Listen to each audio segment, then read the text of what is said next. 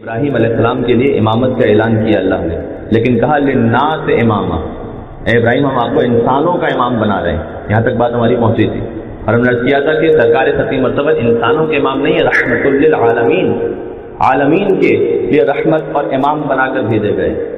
عالمین کی حد کیا ہے مجھے نہیں معلوم عالمین کی حد کیا ہے، لیکن میں اتنا جانتا ہوں کہ کراچی عالمین نہیں ہے، ٹھیک ہے، صرف کراچی یہ عالمین نہیں ہے۔ اچھا کیا پورا سندھ ملا کر یہ عالمین ہے؟ نہیں۔ پورا پاکستان ملا کر یہ عالمین ہے؟ نہیں۔